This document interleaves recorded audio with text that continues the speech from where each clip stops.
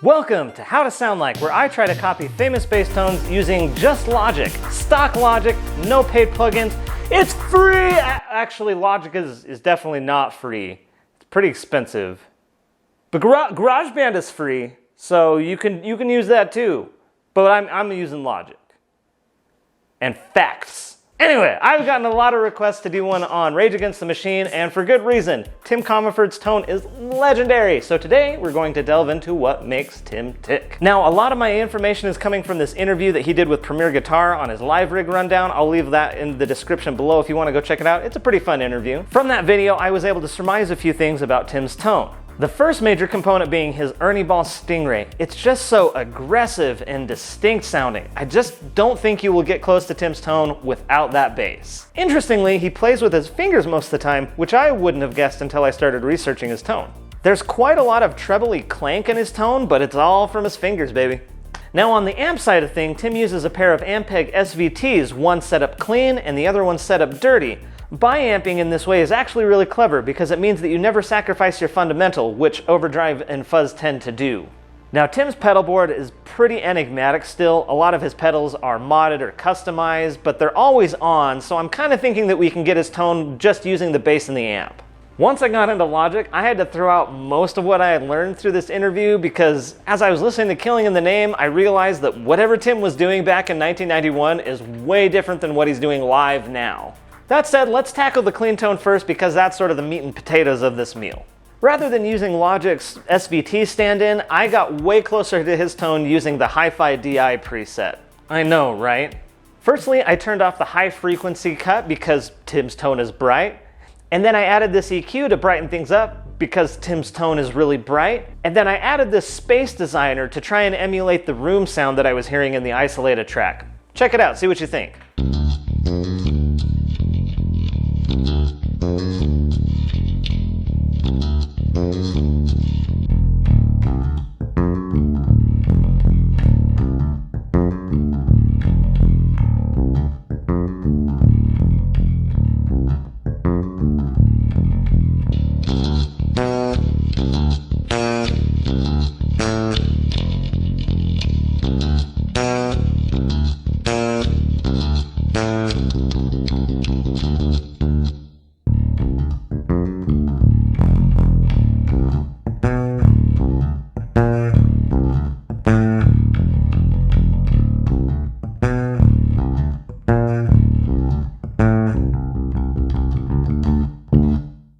So I'm close, but somehow Tim's tone is still brighter and clankier. At this point, I've either got to get new strings or I need to just settle with what I've got. Now there is the option of boiling my strings or soaking them in denatured alcohol or isopropyl alcohol. Unfortunately, I can't really do that today, so we're just gonna press forward. Let's jump over to the fuzz side of things. I started from this fuzz drive preset and got it pretty close after I tweaked a couple of settings on the distortion. And then I also disabled the A chain of the splitter because our clean tone is gonna come from our other track. And then we're just going to turn this fuzz track on as needed. I also added the space designer like I did on the clean channel, and it just makes it sound so wide and organic. Check this out.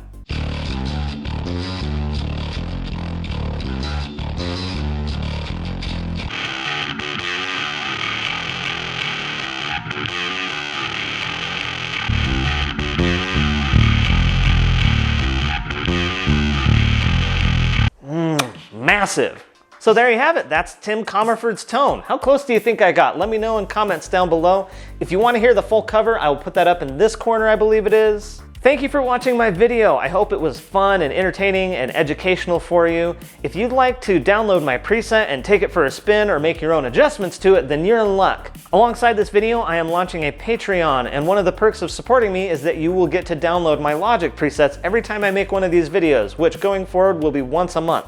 Additionally, my patrons will get to vote on the next How to Sound Like, and the contributions you make will go directly towards making more of these videos.